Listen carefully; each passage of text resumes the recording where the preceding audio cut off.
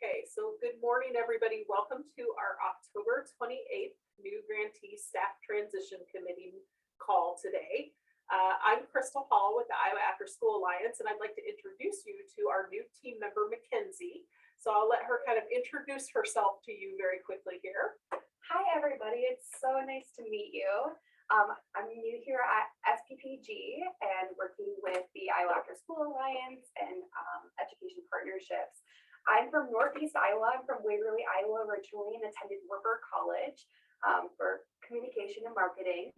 And then I transitioned to the Des Moines area where I worked for the Iowa Association of Business and Industry and the ABI Foundation, specifically working on leadership development. And as that relates to education and workforce, we have a professionals program, and then I also worked in student programming with a high school program and a college program.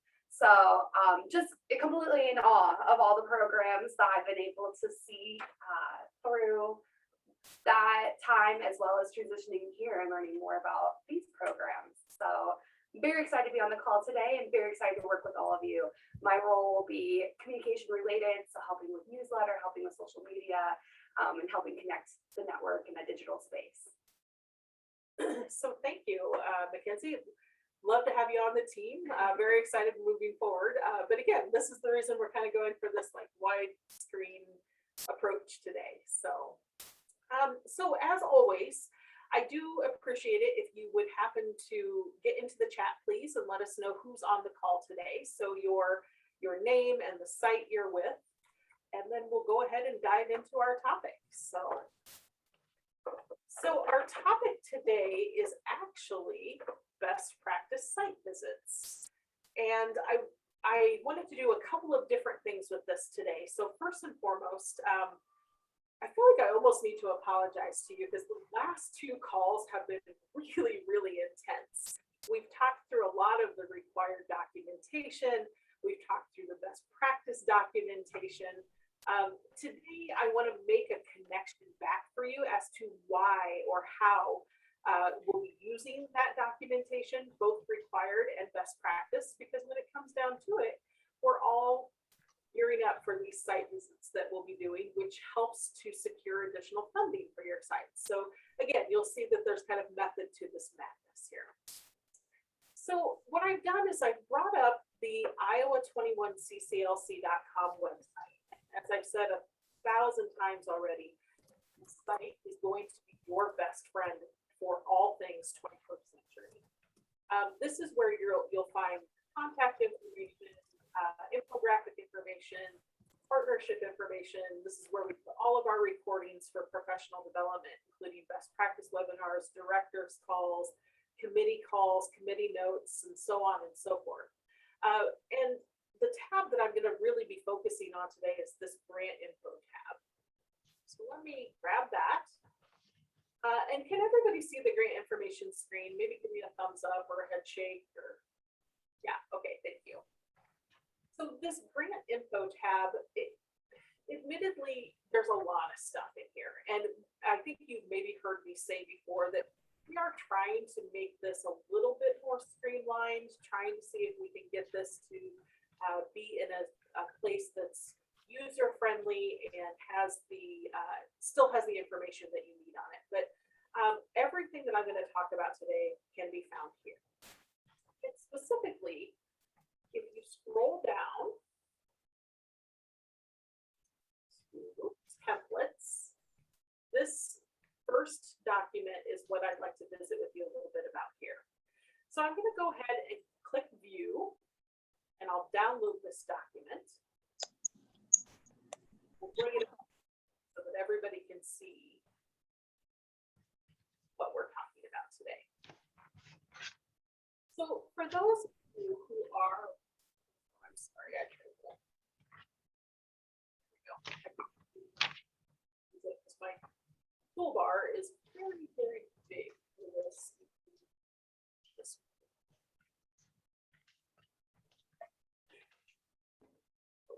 All right, let's just do it like this. All right, sorry if that made anybody sick or dizzy.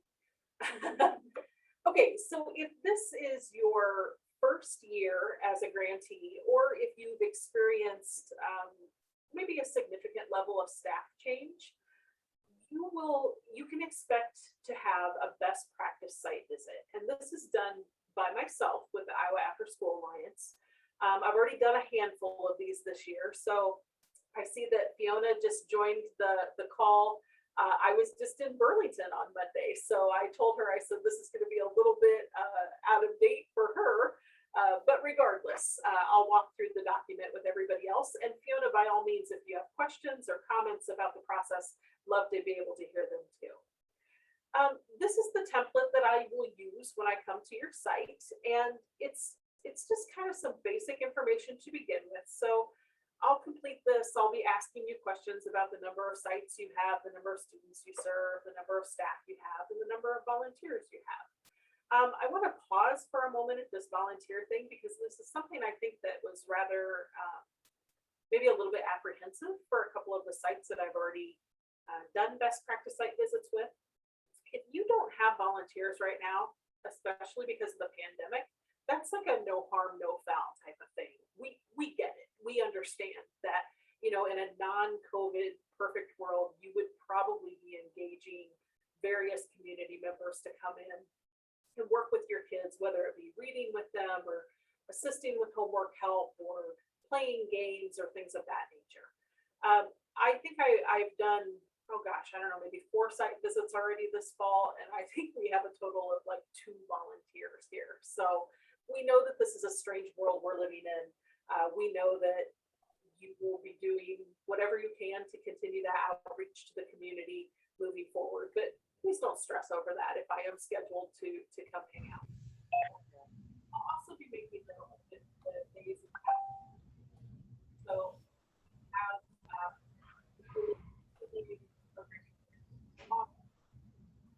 Saturday, do a special event for families and so on and so forth. The next thing that I like to do when I come out for a site visit is I like to just talk generally about your goals with you. So what's happening at your site that you are excited about? What do you want your program to be? What do you want it to look like? And if you're not there, how can we help you to get it to be where you want it to be? So in this section, I'll talk about, you know, again, what your goals are. And this is coming from your application as well. So the number of kids to serve, things like that, but it's also things like the ability to be able to provide a safe place for students to be, the ability to be able to provide high quality academic supports for those kids, and so on and so forth. But we'll talk here about the things that you feel, again, are going well, connected to your goals, and then maybe some areas that you feel like you need a little extra work. And again, that's fine. Remember, improvement is a continuous process, and you know, none of us are perfect, and we want to be able to strive towards improvement all the time. I do also want to take just a kind of a mini time out here and say this best practice site visit is not designed to be punitive in any way, shape, or form. This is allowing me to come to your site, to hang out with your staff, to hang out with your kids, to identify what you're doing really well. And if there are areas that you are maybe struggling a little bit, or if I'm noticing things that if they were to continue, perhaps it would put you on a path towards non-compliance. It's so much better to kind of nip those in the bud quicker, sooner rather than later, so that we can get you guys in a position so that when Vic comes for his site visit, you'll be well prepared to be able to apply and receive for those years 4 and 5 of funding. So another area that I'm going to be visiting with you about is your partnerships. By all means, this is not like, I don't need to have a list of 47 partners at this place, but maybe highlight a few of your key partners for me so that I know the types of program support you're receiving. And I can also potentially look for gaps. So if you have strong STEM support, but maybe you need a little bit more support in the SEL world, we can start talking about ways to better connect you that way. The site visit summary is where I will actually make my notes. So I'll be meeting with you and or your staff, and we can talk about what that looks like. And then I will actually be observing programming. So I'll be hanging out with kids. And this is where I'll make those notes. So I'll identify the types of things that I observed, who I spoke with, and then what I saw that went well, and offer a few suggestions for improvement too. So this is the part where I always like to tell people as well. When I come to a program, especially when youth are there, I'm new, right? I'm shiny. Everybody wants to know who I am. They want to know who that stranger is, kind of hanging out in the corner of the room, and so on and so forth. I also tell people that I used to run out of school time programming, and I'm a mom. So I totally understand it when kids start showing off. And believe me, they will. And sometimes those behaviors will come up and things of that nature too. Don't sweat any of that. Again, I worked in out of school time program. I'm a mom. I know how kids are when there's somebody new and exciting and shiny hanging out in the corner of the room. However, if when I come to your site, or if I'm at your site and there's maybe a student who could potentially monopolize some time or something of that nature, please be sure to bring that to my attention. And I'll do my best to kind of make myself as seamless into your programming as possible. So I'm going to pause for just a moment just to see if anybody has any questions about this first part of the best practice site visit. Are you going to visit like one site, like I coordinate 3 schools? Would you be visiting all 3 or just one of them? Or That's a great question, Crystal. And the answer is it all depends. It really depends on how much time I have there, like how long it takes to travel between schools or sites. If you're serving 4, 5, 6 sites, the chances of me getting to all of them in one day is probably pretty slim. Excuse me for a moment. If your buildings are relatively close, it's probably very reasonable that I could see portions of programming at different times throughout the day. So I'll give an example. I just completed a site visit at Clinton here a couple of weeks ago. We had a goal of me being able to observe at 3 sites. One of the sites was significantly distanced from the other. So I saved that one for last, knowing that I could probably more effectively observe at the 2 sites that were more closely geographically. Have time I could get to that 3rd site, and unfortunately, by the time I would travel there, I would literally be walking in just this whole time. So we do have a couple of things that we could use to circumvent that. We could do a virtual site visit, which would involve you walking around the site that you were most interested in having us take a look at, with an iPad or a tablet or a laptop or something of that nature. It's not the most effective method, but it could be done. Depending upon where you are at in relative location to where I am at, we also may be able to explore the option of having an additional day of observation there too. So. Yeah, let me chime in on this. Originally, this was designed for visiting, one site. However, if you think you might benefit from having more than one site, then, the Alliance is open to that. This whole visit is designed for your support, not to, say, aha, we've got you on this. Even if you are having a lot of problems, Crystal's not there as a spy where she's going to right away tell me, and then you're going to get a letter of compliance, 2 days later. That's not going to happen. This is all for your benefit because, number one, I want you to succeed and have a great program and have kids do well. This is all about the kids. And if we can support you early on, you've got a much greater chance of long-term success, and that's what we want. So, this is completely different than the site visits that I do. It's 100% for your support. Absolutely. Again, thanks for reiterating that, Vic. So I would encourage you to think about this. and again, I'm gonna use Burlington as an example because Burlington was the place where I was at on Monday of this week. They actually, due to some staffing issues, they've combined a couple of sites into this one building. So they had me spend some time at that building just to kind of see how that combination and transition was going for their site. At other places that I've been at, not just this year, but previously, I have seen, I've seen the toughest program, and I've also seen a program where they're like, hey, this is brand new to us. We want a kind of an objective opinion about how this is going. Will you come to this particular site or building and give us your honest feedback? So we can talk about what that means when and if I am coming to you. And again, not everybody on the call today will be receiving a best practice site visit, but if it's something that you are interested in and it's maybe you're not on the schedule, so to speak, please feel free to reach out to me because I'm always happy to try to oblige pending time and availability. I will say that as you'll probably hear Vic say in a moment here as well, we try to schedule our site visits in the fall and in the spring because Iowa winters are fantastic. And I openly admit I am not a great winter driver. So I really don't like being on the roads in January, February, things of that nature. So again, I've been doing a lot of site visits lately because the weather is agreeable for that type of thing right now. Okay, any other questions before we move on?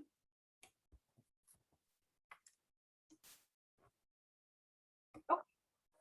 So the next component of our template is best practices. So this is where I will identify 3 or more things that I see happening at your site that are best practices, and I'll put some commentary over here as well. So for example, if you're a site that is implementing a really strong SEL curriculum, I'll make a note of that here, and then I'll offer, you know, probably 3 to 5 bullets of what I observed that led me to believe that this is a best practice.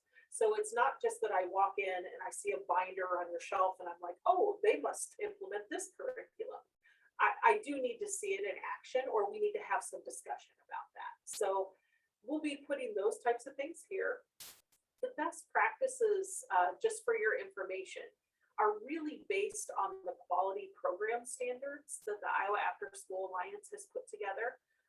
So after the call today, I will also send those out in case anybody would like to be able to kind of see what those look like, the areas that that we know make strong programming. And you can see, kind of use it as a self-assessment as well. So you can see where your site's at, what you are doing for best practices. And then if I were to come, what might I see? So you can kind of think about that then too. We'll also be talking about your professional development plan and discussion. So you've heard me say the last couple of months on these calls, and you've heard Vic say numerous times, that 5% of your total 21st century budget needs to be dedicated to professional development.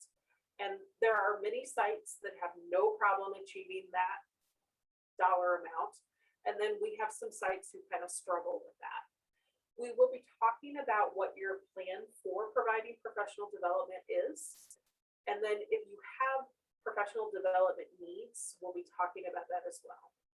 This is an area, again, I'm not tattletaling on you when I get back, but this might be an area in which I might reach back out to Vic and say, ABC site is really concerned about their professional development plan or approach, so that we can be sure that you are meeting the criteria for the grant in this particular section, but then also giving you the support and ideas that you need to be successful here. So that's just a really quick example of something that I might come back and almost immediately report on to Vic. And then our last section, excuse me, I swallowed wrong this morning, and now I have this kind of tickled cough that's happening here. So the last section of the document is support needed. So if through our conversation or through my observation, we agree on an area of support that's needed, or you say to me, gosh, I really wish I had resources on X, Y, and Z. This is where I will make note of the actions that I will be taking as a member of the Iowa After School Alliance in support of 21st century programming, so that you can have the best possible program there is. So this is our document. What questions can I answer for people?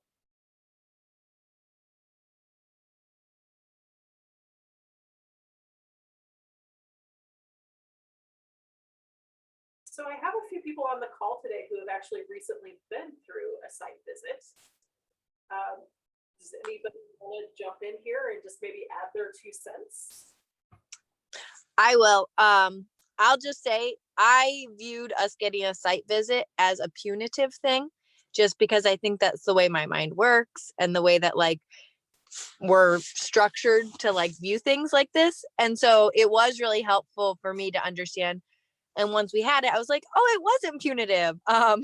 But my husband's like, honey, are you nervous? And I'm like, I am. And, you know, and then when I got home, I was like, well, it turns out I shouldn't have been. It was totally fine. And I've just been really impressed by my staff. They're like, okay, so what do we need to improve? What can we do better?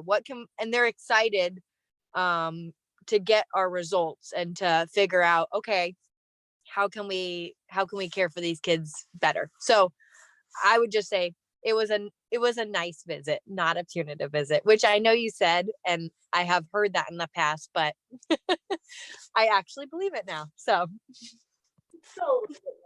But thank you for that. I appreciate you saying that. Yeah. It was really nice to have you. So thank you. I enjoyed coming. So I do want to mention one more thing, and again, I'll reopen for questions then too, is so Fiona mentioned that her staff are excited about getting results, right? So after the site visit, it usually takes me a couple, 2 to 3 days just to kind of get back to be able to reflect and make the report. I may actually follow up with sites with questions that maybe I missed or I need a little bit of clarification on. And then from there, as far as like reporting out the visit summary, we can approach it in a couple of different ways. One of the most popular ways that has been done is I typically like to visit with the project director, and we can do that over a Zoom or a phone or something of that nature. And then if you would like me to also present the findings to your support staff, we can do that as well. Again, I'm happy to hop on a phone call or a Zoom to speak with the rest of the staff to talk that through, because you know, a lot of times there might be questions that come up about a specific comment or a specific area of focus, and then that can often lead to the identification of additional supports or resources that are needed as well. So just know that that's one option for you. Another option, I have sites that are like, nope, just email me the report and I want to take it and do whatever I want to do with it. So that could also be the case. Vic does get a copy of your report. And then again, if there are any things that stand out to him, he'll be contacting you or working with the Alliance as well to better support those areas for you. Vic, do you have anything that you'd like to add for that? Yeah, it's rare that I would contact you based on a best practice visit. You know, because even my visits are rarely punitive. The only thing that would turn it into a punitive visit is if you're shortchanging kids and there's some serious, you know, health and safety issues there that we would need to move quickly for correction. The whole, you know, point is we want to encourage you to do the best job you possibly can. And, you know, think about this. You guys are kind of, think of me as a classroom teacher, and, you know, I am still certified. And when I had a student coming in late, they would say, oh, are you going to mark me late, Mr. J? And I'd say, nah, I'm just happy you made it. Come on, take your seat. And the students would ask me, they'd say, how come you don't like to do, you know, these write-ups? I says, you know, I don't like paperwork. So if you're going to force me to do paperwork, then, we'll, if we get to that point, then we certainly will do that. But there's a lot of room for getting you on the path to fix these things without making it into a formal punitive action.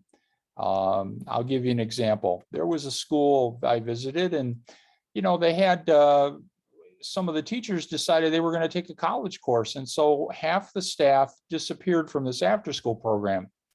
And what happened was the kids got shortchanged. So they took a couple of the grades, and they had their after school on Monday and Wednesday, and the other ones had it on Tuesday and Friday. And they were only getting 2 days a week.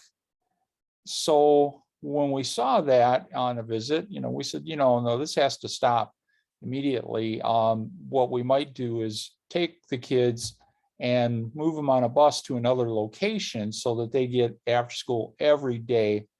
And what we came up with for correction was that that site was going to have an extended summer school so that the kids would get that remedial time that they were missing out of, because kids need help every day, not a couple of days a week when it's convenient for you. And the understanding was in the future that if you've got people that want to take a class, that's fine, but you need to get some other staff in there so that the kids are getting the services that they need every single day. Yeah, absolutely. Any other questions about best practice site visits that we can answer for you this morning before we switch gears and move into the site monitoring documents?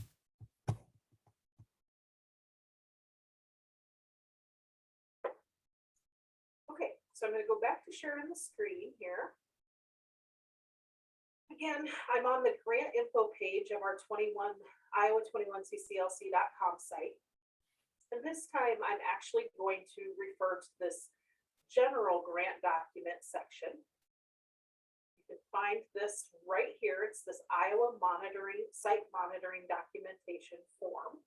And I do have it pulled up so we don't have the shenanigans of last time here. So let me just switch my screen. And this visit, so first and foremost, I do want to make you aware that this document, it was actually a part of the RFA. It is an appendice as part of that. So for those of you who used last year's application, this is Appendix D. You have this, but again, you can certainly go to the website and find this document again. This is the site visit form that Vic uses when he comes to do your official site monitoring documentation during year 3, and he'll walk through this in just a moment. Then, one thing that I do want to kind of throw out is like a pro tip, I guess is what I would say, is when I was running programming, and again, I came into that program under some kind of strange circumstances. We had a staff leave, but it was kind of a weird situation. One of the things that I found immensely helpful was to take this document, and then I essentially built structure and support around this document. Because of course I knew that I wanted to have success in year 3 so that we could continue with years 4 and 5 of funding. So everything you see on this form, I built into some type of a policy or procedure manual, or made sure I had in documentation form in some capacity, so that when Vic came, I had everything at my fingertips and was able to provide the proof that he requested or required during that visit. And I think it made things go really well. So Vic, with that being said, I'm going to just navigate here for you as you would like. And well, first off, keep in mind that this is embedded in the application. It's included as an appendix, and it's posted on the department website and the Iowa 21cclc.com website for this reason. We're not trying to be punitive on these visits. We want you to know up front what's expected. And this is a checklist that is aligned to federal statutes for this program. So, having this and looking at it frequently is going to benefit you.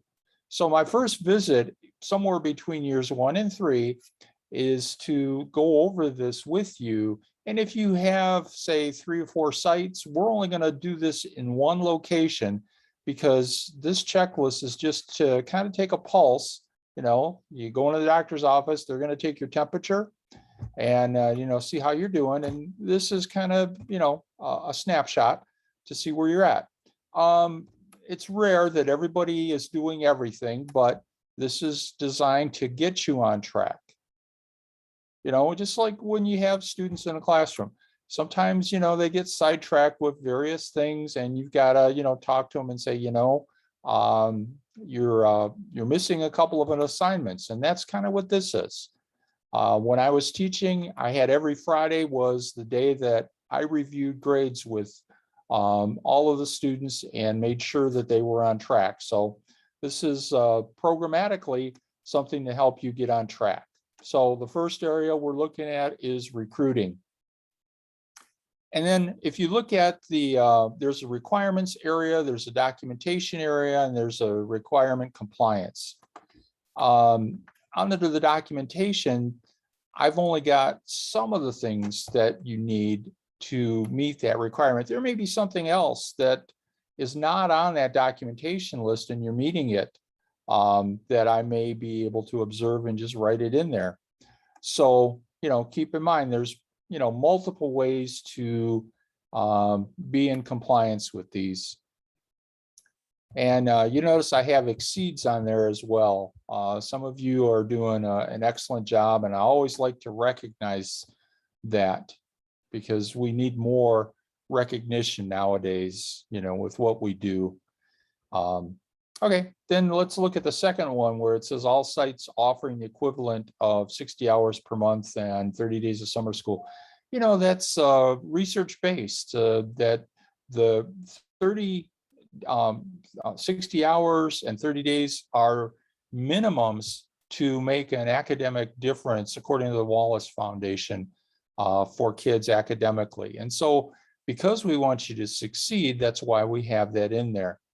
If we didn't care, we would just say, meet with the kids whenever you want, you know. So then, you know, we want to make sure that you are working within your community. This is a community grant, you know, that you're working with parents, community members, agencies, and in the planning and the evaluation of the grant. All right, next one is, do you provide equitable services to private school students? You know, and you know, one of the things is, if they didn't apply with you on the grant, every year they have the option to say now they want to participate. And so if that happens, you know, you'll be using this form. But yeah, we always want to, you know, extend this grant is available to non-public, and that's because of the federal statute that requires it. So, you know, we've got this in there because we don't want to get anybody into trouble, and we want to make sure we're following the letter of the statutes. Okay. Scroll down to the next one. Okay. And then we're looking at evaluation. Do you have a local evaluator, you know, and are they doing these things? So this is actually to help you. If you look at that section there, your evaluator should be looking at program data, looking at surveys, attendance, you know, and this can help you, if you don't have an evaluator, to put these items into your evaluation contract. Okay.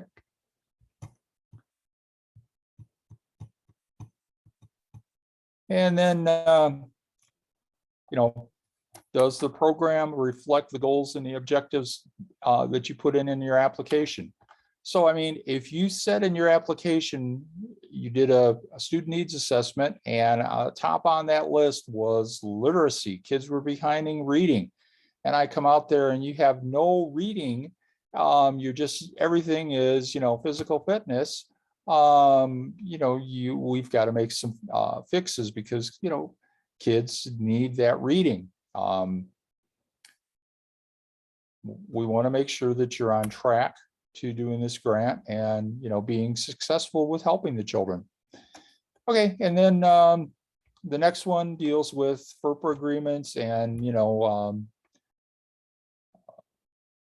formal process for regular communication with teachers in the during the day classroom setting. You may have some teachers that, especially if it's community group, the teacher may be your valuable source of information that, Johnny or Judy, they need some help maybe with math. They've been struggling with fractions, and you can use that to help the kids. Okay, then the next one is that the project director and the coordinators communicate regularly with the school principal and administration. I can't emphasize enough that if your program is going to succeed, the principal needs to be supporting you. That's why on the application, we ask for that principal to sign off, as well as the superintendent. That does a lot for everything you do in your program, from finding space to supplies and support that you're going to need to be successful. Okay, then do you offer a broad array of services, programs, and activities? Now, there's a big list of the federal approved activities. You don't have to do them all, but if you've in your needs assessment identified literacy and math as achievement gap areas, then what you need to do is make sure that you're addressing that on a regular basis in your program. However, one of the things we don't do on a needs assessment, and it happens to be the favorite activity across the state, and that's cooking club. Kids love to learn how to cook something themselves, because a lot of times, even when the after school program is over, the parents are still working and they've got to fend for themselves, making a little something for them and the little brother or little sister. And, kids just love it when you show them how to make macaroni and cheese, for example, and then they get to sample it. So that's not on any list, but it's, considered one of the most popular ones by the kids. Okay, and then again, we're looking at literacy services for families of the students, and you'll achieve that through a partnership with your community college. All of these colleges have federal funds to provide adult education, and they're happy to come out and on a parent night talk about what they can provide. And as long as you're going to talk to somebody at the college, you might be able to get some college students to volunteer, or you might get some that are willing to work in the program. So it's just a wonderful opportunity for you. Okay. And then, do you involve students in 3 or more ways? Are they involved in any decision making or advisory to the program? And as kids get older, this should really increase. The elementary students, lower elementary, you can't expect them to be evaluating the program too much, or being on an advisory, but they might be able to tell you that they don't like raw carrot sticks because you forgot the dipping sauce. But as the kids get older, then they will play a larger role in this. They might suggest activities, maybe a middle school kids might say, we always wanted to do a field trip out to, this lake where we can, do canoeing, for example. Okay. Then the next one is going to be the same, but it's going to involve parents. Do you have parents on your advisory? Do you have parents working with you in the planning and things like that? And it's maybe a little bit harder because Iowa has a large percentage of both parents working, but you still might be able to find a couple of parents that are willing to help out in this way. Third, it's the same, but it's involving seniors in the community. do you have any senior volunteering? Do you have any that help in advisory roles? And, that's another area. When the program was first designed, they envisioned that all these seniors would be able to, do about half of the staff or a third of the staff in the program. But what happens when you get older, you start having health issues. So that didn't quite materialize. But it's always wonderful to have, seniors, because a lot of them are grandparents and they can really connect with children. So if you can get a senior to come out, that's great. Okay, let's move on to the next one. Safe facilities, of course, this really, if it's a school, we assume that your facilities are safe. However, if it's a community group in a location, maybe we need to take a look at those facilities. The next one is the program encourages communication with partners. And that's something we've been doing a great job with developing these community partners. In fact, Iowa's #1 in the nation for the number of community partners. We went down a little bit because of the pandemic, but I think we're going to start going back up again. Okay, and then do you have formal agreements, with your partners or vendors? And we do that with requiring an MOU. In an MOU, you just basically state what each party is going to do in this agreement. And that's always a good thing because there's always transition. Sometimes the company might have some transition. If you've got an MOU, you can go to the new person and say, here's what we've been doing over the last couple of years. And they will say, oh, okay, we can continue to do that. And the same thing, if the company has that, and you've got transition on your end, they can say, this is what we have been providing. And it just keeps everyone on the same page. Okay, this one may not apply to you. It's only if you are licensed by DHS and meet their licensing requirements. One of the biggest differences between us is DHS doesn't require academics, and this program requires academics. And then the second one is in the ratio. I think it's 1 to 15 for DHS, and with 21st Century, we don't have that, but a good rule of thumb would be no more than 20 kids. Yeah, so pardon the interruption for just a moment here, Vic. Mhm.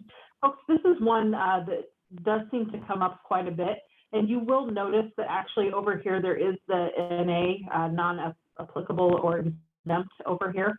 So if this doesn't apply to you, there's no harm, no foul here. So again, just as you're reviewing this document or maybe paying attention to the recording later, that might come up. So just wanted to point that out again.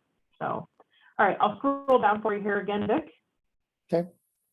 Yeah, and let's take a look at the requirements. Even if it says does not meet or progress towards, we're going to have a conversation about what you need to do, and I'll put it down in writing, and then I'll have you follow up with me via email on what we talked about. So it's not going to be that if you're not meeting something, you're right away going to be in non-compliance. This is designed to get you on track.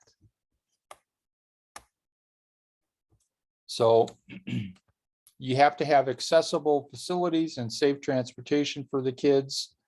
You have to have your programs and services advertised in the target schools through the variety of materials. And most of you are doing that. You may have a website, you might send home a flyer or a brochure. Then you also need to have an attendance policy. And you may use the district one, or you may have one that's a little bit modified because maybe you've got a high percentage of kids who have had attendance issues in the past. Then if you've got families with limited English proficiency, how are you sending things home so that, they can understand it? Do you have an interpreter? Do you have like a parent engagement night where you would address those needs with somebody that can speak, the whatever language the parents need for good communication? So that, that's another thing. We want to keep everybody informed, and that's what this document tries to touch on. And do you have a project director with credentials and experience appropriate to manage the program? Maybe if you've got somebody that's an auto mechanic and never had any experience with kids, they might not be the right choice for this. But, I don't think I've ever been to a program where they didn't have the right person. And then we talk about staff credentials, and then we talk about having regular meetings during the grant cycle to coordinate your program offerings and talk about improvement. Now, most programs put out a calendar of activities every month. So if that's the case, you may want to have monthly meetings. Maybe you meet once a quarter and you can do 3 months in that meeting. That's fine. Then if you have multiple sites, I want to see what you're doing when you visit the sites. Now, what are you looking for? And it doesn't have to be a formal form like this. It can be a notebook where maybe you're just jotting down the date that you visited and notes. That's okay. And then does your staff know about the goals and objectives of this program? If your grant application said that you want to be bridging achievement gaps in reading and math, and I talked to somebody in the staff and they say, yeah, our job is just to have fun. So it's important when you're doing your PD to let staff know what those goals are. And do you have evaluation of your staff on a regular basis? Okay. And if you are your snacks and meals provided meeting USDA requirements? And also that there is USDA funding available for schools with over 50% free and reduced lunch. So you could apply for this funding and provide kids a full meal every day and get reimbursed. And that's a good thing. So, we like to check, as feeding the kids is very important. Research says that hungry kids tend to fall behind academically. What if you could fix your achievement gap by just increasing from a snack to a full meal? That would be, that's like a magic wand that you can wave and make things better. Why wouldn't you do something like that?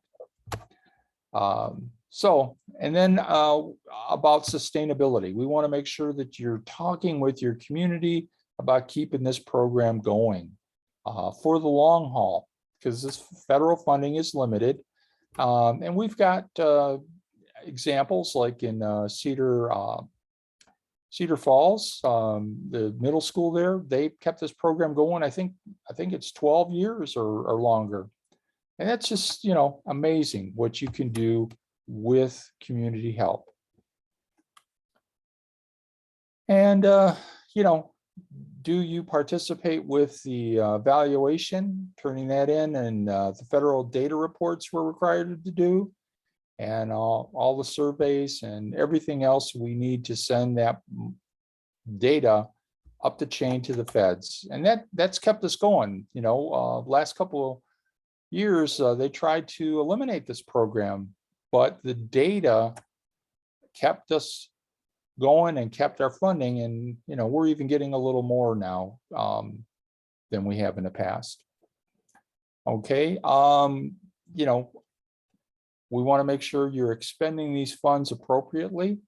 And a lot of times I get emails from business offices. They might question a purchase, and I might have to get a little more detail. But in general, most of the sites don't have a problem with this. But, sometimes we may have to have a conversation based on, some of the things you're buying. Please don't buy things like a refrigerator, or, prizes. You can't buy prizes for the kids and things like that.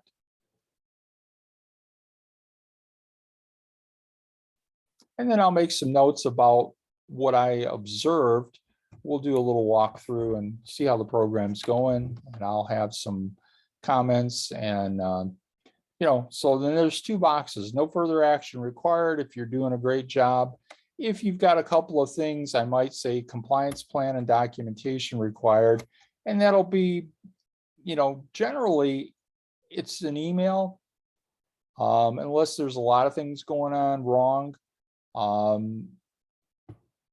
But that rarely happens. Most people are, following their application. Although sometimes, you could have a staff transition. Somebody applied for the grant, new person come in, they're not really sure, and they're doing the best they can. So, the wrong way would be to come out and say, oh, I've got you now, you're in non-compliance. But everybody makes some mistakes, and our goal here with this is to get you on the right track, because if you're successful, kids are going to get the program they need, and they're going to improve academically, emotionally, and socially. Okay, any questions? Yeah, we'll open it now for questions. First, Vic, about the site monitoring document.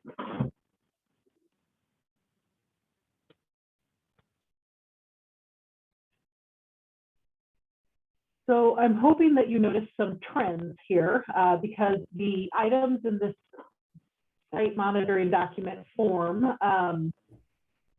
should spark some memory from you, right? Because the last 2 months of calls, we really did review the required documentation, and then also kind of those best practice documentations that can be very helpful for this.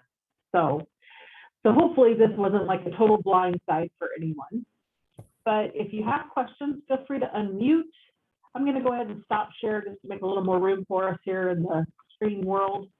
Unmute and ask those, or you can drop them into the chat if that's working better for you today. We're almost out of time. We are. So, okay, so hearing no questions, we do want to wrap up the call today. So thank you to those who attended. As with every committee call that we do, we'll go ahead and get the recording posted to the iowa21cclc.com website. That'll be up very soon. Usually it takes me anywhere from like a few hours to maybe first thing the next day, but we'll get that up and get it posted for you. I will send out to the committee, I will send out both the best practice template and the site monitoring template, so you can take a closer look at both of those. I will also send out the Iowa quality standards for out of school time programs so that you can see that as well. And then last but not least, our November meeting actually falls on Thanksgiving. Let's cancel that. Yeah, we're going to cancel that one. And we'll have a little bit of internal discussion between the Iowa After School Alliance and Vic, because in November, we're actually scheduled to have a little bit of a presentation from regarding the APR. So what it looks like, some screenshots, things of that nature. So we can go ahead and take a look at that, and we will let you know when we're going to hold that. We may push that back to December. We may not have a call in December, depending upon timing of things, because December is always kind of crazy as well. But regardless, we'll keep everybody posted as to when the next new grantee staff transition committee is. And I will be sending out a calendar cancellation notice for the Thanksgiving meeting, so that you don't have to worry about logging on while you're enjoying your turkey and pumpkin pie. So again, want to thank everybody for your time today. If there are any questions, go ahead and unmute or pop those in the chat. And with that being said, I think I'll go ahead and stop the recording.